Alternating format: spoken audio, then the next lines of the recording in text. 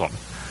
But as a sign that he was breaking with the Jews, he turned at a public meeting and prayed towards Mecca instead. And ever since then, Muslims have prayed with their back to Jerusalem, or at least there if they're in Yathrib, and facing Mecca instead.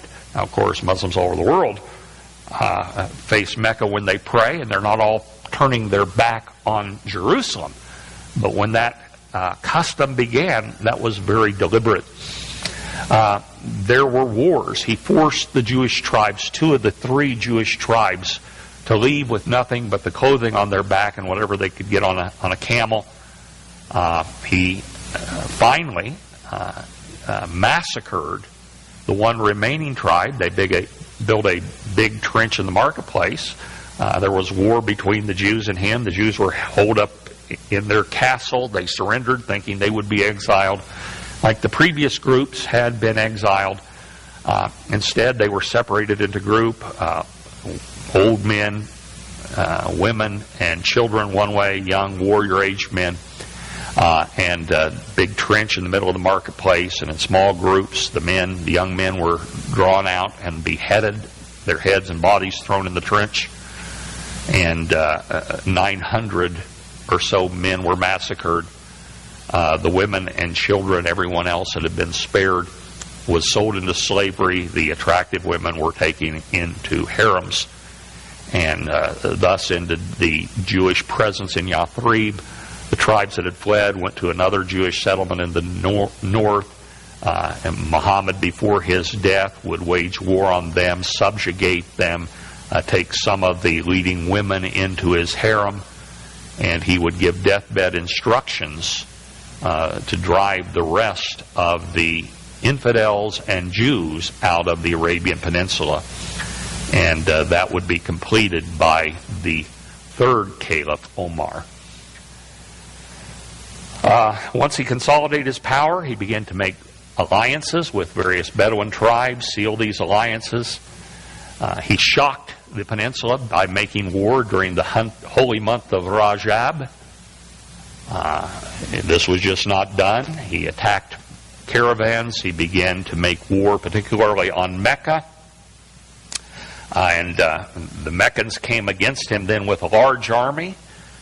They met them at a well at Badr in 624. The Meccans didn't realize what they were up against when they went against an army of religious fanatics. And even though the Muslim forces were outnumbered, they routed the much larger Meccan army.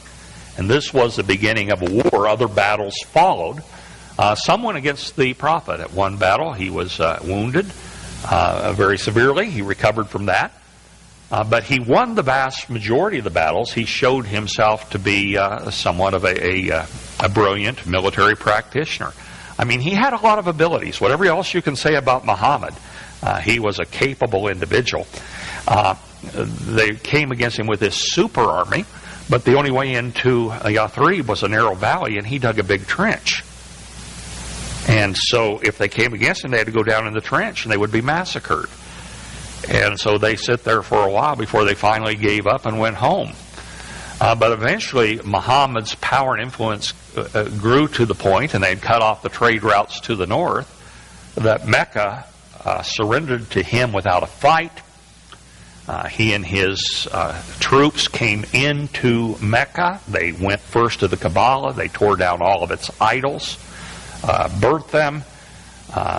Everything except the black meteorite was removed from the Kaaba, and the central shrine, the Kaaba, then would become the central shrine for pilgrimage for all Muslims. He changed again. Once Medina was subdued, now you'd think a guy, he had massacred others, including some of his former enemies that had persecuted him. That guy that threw the pig entrails and the guy that strangled him, he captured them and they were executed. So his enemies in Mecca, no doubt, thought we're going to see the same thing. But they didn't. He was, once again, very magnanimous, forgave them all, consolidated his power within Mecca in a very nonviolent way. And through diplomacy then, both in Mecca and then beyond Mecca, to the tribes that had not yet submitted to him. He consolidated his power in the peninsula. He died an untimely death 2 years after the fall of Medina. By the time of his death, he had conquered the peninsula, and his armies were beginning to raid outside of the peninsula. Warring bands were hitting into Syria and into what is today Iraq. They had learned to fight well. And the armies of Islam then, at the death of the Prophet, stood ready to conquer the world, to wage holy war against the world in the name of Allah. Some analysis. Muhammad has been accused of being mentally ill and epileptic and even demon-possessed. He's been viewed negatively for his behavior towards women and Jews. Yet he's the founder of one of the largest, most enduring, and most powerful movements in history. An honest person, when composing a list of the most influential people in history, would need to include Muhammad. And that is the life of Muhammad and the beginning of Islam. Any questions? Yes. Just a second, we got a microphone. And we'll take just a few minutes and then we'll have a break. And you can ask more questions during the break. Thank you. Could you explain the inheritance there? Why did the Khadijah, if an inheritance wasn't supposed to be passed on to a female, how did she end up with the outfit? Well, I don't even know. That's a good question. According to Islamic tradition, the inheritance should have gone to an older son. There were no older sons, and somehow Khadijah then got her hands on it. She must have been a kind of a remarkable woman in her own right, because she ran that business before Muhammad came, and she apparently was a very capable businesswoman. And I don't have an answer to that question. It just wasn't normal. Okay, thank you. Had there been sons, she would not have inherited the business.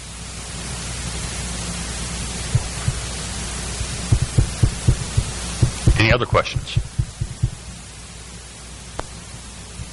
Yeah.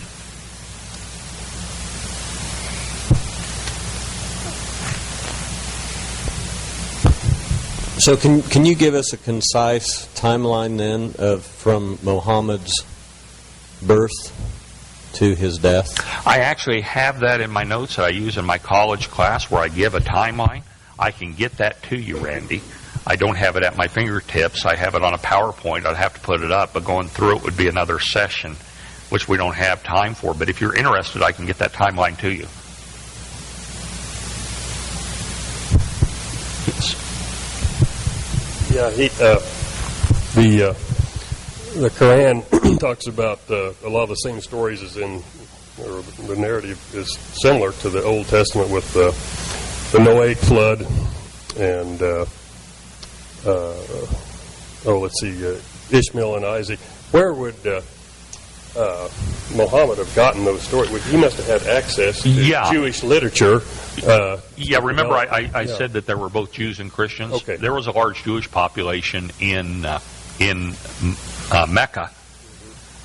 Jews were involved in the trade. He would have come in contact with Jewish teaching through that.